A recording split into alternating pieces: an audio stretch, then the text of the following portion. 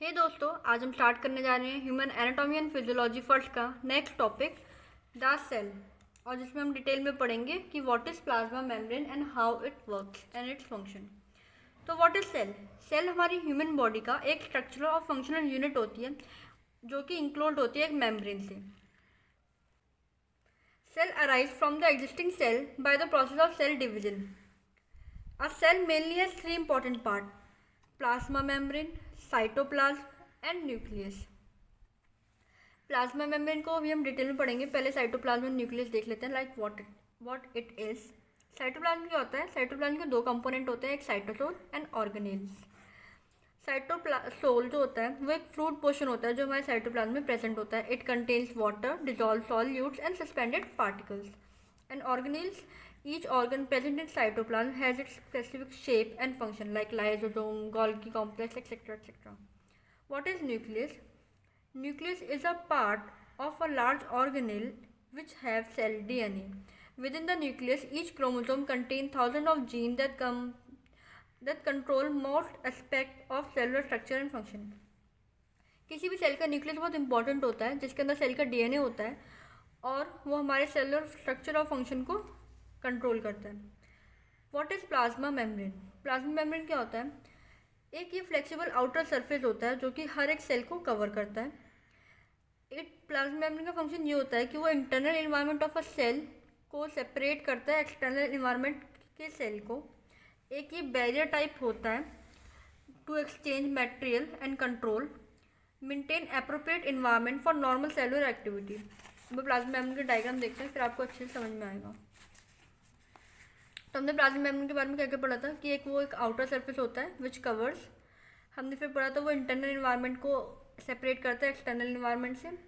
Then हमने ये देखते हैं कि प्लाज्मा मेम्ब्रेन के स्ट्रक्चर को हम एक्सप्लेन कैसे करते हैं। तो व्हाट इज़ प्लाज्मा मेम्ब्रेन, वो भी हमने पढ़ लिया है। Next, how you can define और explain the structure of plasma membrane. It can be explain by fluid mosaic model.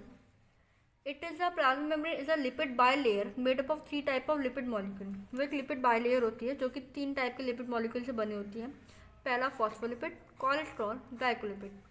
Phospholipid present in its major part 75%, then glycolipid in 50% approx, cholesterol approx 20%. Phospholipid contain phosphate group, cholesterol contains steroid with hydroxyl group attached with it, glycolipids attach carbohydrate group. As I have told that plasma membrane is a lipid bilayer, तो bilayer arrangement कैसे होता है? Because lipids are amphipathic in nature, means both polar and non-polar part is present in it, which is known as amphipathic, and bilayer arrangement इसी type से होता है। हम एक साइड की लेयर लेते हैं, cell membrane. It is a polar head, it is a polar tail, non polar tails. So these are polar head, and in between it is non-polar tail. It is known as cell membrane. This is the arrangement of phospholipid in a portion of a cell membrane. This phospholipid in the arrangement. Next is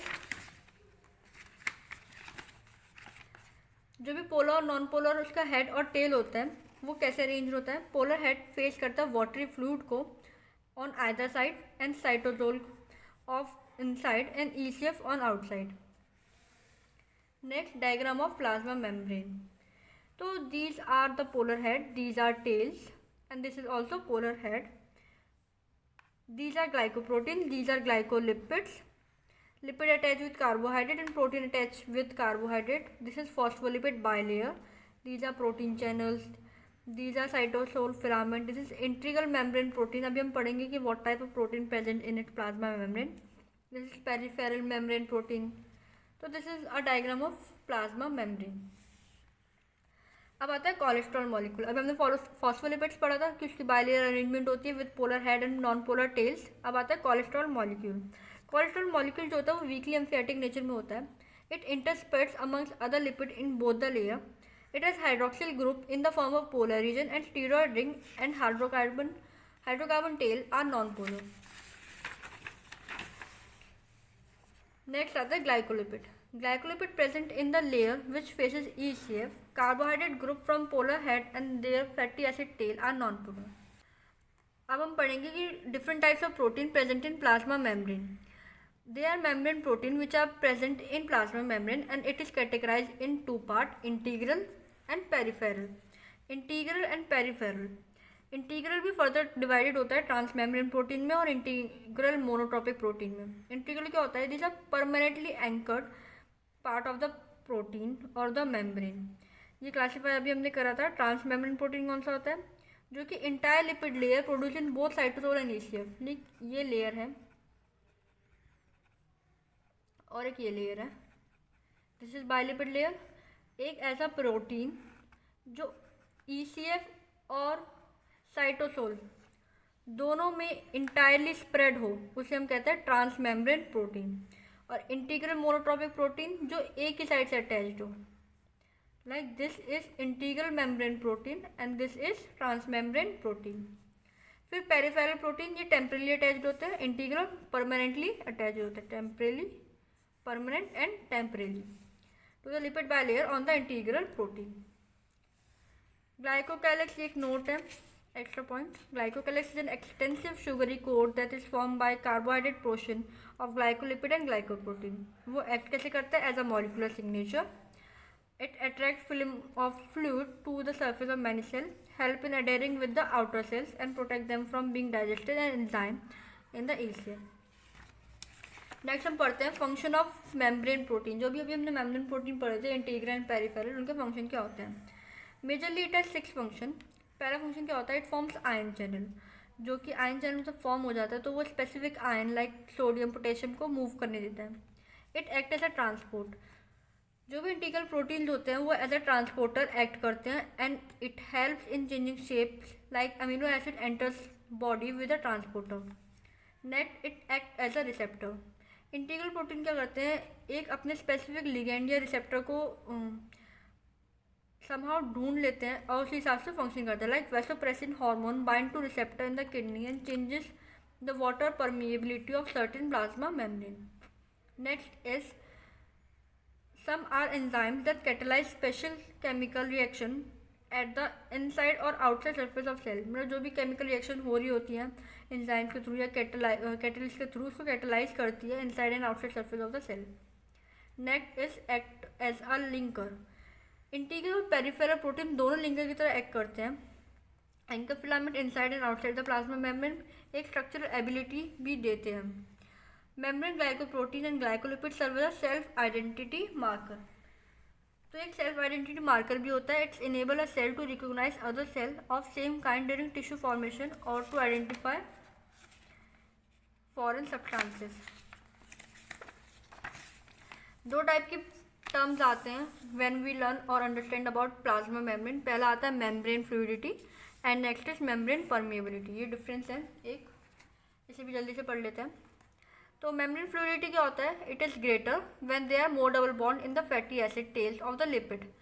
अभी हमने पढ़ा था plasma membrane is made up of lipid bilayer. तो उस lipid bilayer के अंदर अगर double bond ज़्यादा होंगे तो मेम्ब्रेन की फ्लूइडिटी भी ज़्यादा होगी. पहला पॉइंट. फ्लूइडिटी डिपेंड करती है amount of cholesterol present in it. Cholesterol क्या करती है? लेयर को और स्ट्रॉन्गर बना देती है पर less fluid at normal temperature. Next, fluidity allows interaction to occur within plasma membrane. अगर फ्लूइडिटी ज़्यादा होगी तो वो ज़्यादा इंटरेक्शन प्लाज्मा मेम्ब्रेन का रखती है. इट्स अलाउ करती है, इंक्रीज कर देती है ये चीज़ को. मूवमेंट ऑफ मेम्ब्रेन कंपोनेंट को इंक्रीज कर देती है, इनेबल कर देती है. Permit the lipid bilayer to self seal when torn or punctured. Example in intracytoplasmic sperm injection, scientist fertilise an oocyte by injecting a sperm cell through tiny syringe. तो वो बाद में खुद ही लॉक हो जाती है. Next is membrane permeability. Membrane permeability क्या होती है? जब ये प्लाज्मा मेम्ब्रेन हमारे बहुत सिलेक्टिव होती है in case of permeability. Means वो बहुत कम सब्सटेंसेस को पास करने देती है रेडिली देन अदर्स. जो भी अदर मेम्ब्रेन होते हैं वो इजीली पास करने देती है बट प्लाज्मा मेम्ब्रेन बहुत सिलेक्टिव होती है, तो इसे हम कहते हैं selective membrane permeability. Lipid bilayer is permeable to most of non polar uncharged molecule and impermeable to ions. जो भी प्लाज्मा मेम्ब्रेन होती है हमारी लिपिड बाइलेयर से बनी होती है, तो वो परमिएबल किससे होती है? नॉन पोलर से और अनचार्ज मॉलिक्यूल से. पर इम्परमिएबल किससे होती है? कुछ ions, charge, polar molecule except water and urea. तो इसे हमने डिनोट करा गया सिलेक्टिव परमिएबिलिटी से. ऑफ द प्लाज्मा मेम्ब्रेन, जो क्या करती है, हमारे एग्जिस्टेंस ऑफ कंसंट्रेशन ग्रेडियंट को सपोर्ट करती है और उन कंसंट्रेशन ऑफ केमिकल को डिफ्रेंशिएट भी करती है from one side of membrane to the other. So it is all about the cell and plasma membrane. That's all.